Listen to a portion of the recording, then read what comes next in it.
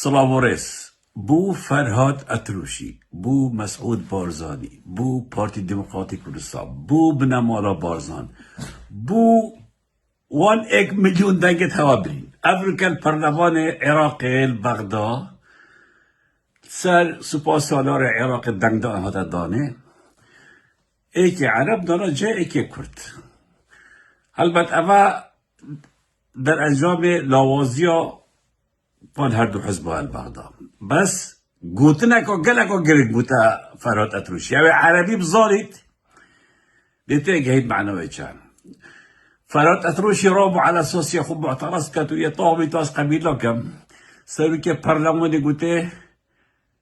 ایدک لک دست خود رو ویره على اساس از قبیلا کم ایدک لک پیوال لک یعنی قرو يعني جي بنوف اكو حقارات که برابر اكيد كت ببيجتين لك بعربي اوي عربي الظاهر العراقي بتيجهم معنويتشا يعني او حقارته برابر فرهادي كري او حقارت برابر مسعود بارزاني كري برابر پارتی كر برابر 1 میلیون دنگت هوا كري بجا هكا هوا شرف و ناميس و اخلاق هيا هين في قبيل ناكن بس دي قبيل كان صحيح مشيشكو هين به نهوا شرف هيا نهوا اخلاق هيا نهوا مبادئ هنا نهوا تشتكينا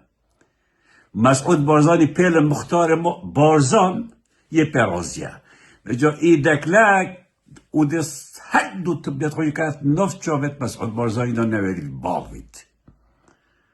اما قالكو گرنگ بو باشتري برسب بو مسعود بارزاني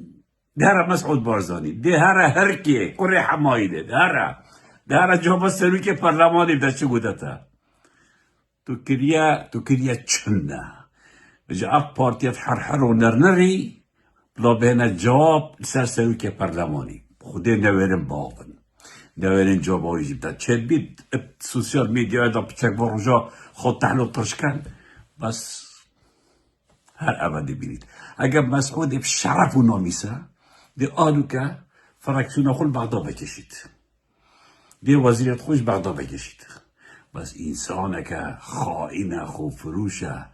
بس پاربگهنه و در سلاتاوی سر خلکیوی و خلکی خود ظلمه نبکت ببینید بو اینا مهمه عرب و ترک و فارس چید بجنه اسکت لک ایدک لک مسعود بارزانی اما بوته بوها اما بوته فرهادی بوته تا ای دستت ند خوش سر پرلمان یا تب آخت نگوت یا وضعی باشی جبالکو حرحر و نرنر و سر مخار اما سو 5 ساله الكردستان شیرن دربه کردستانی ریوی نویرن باغن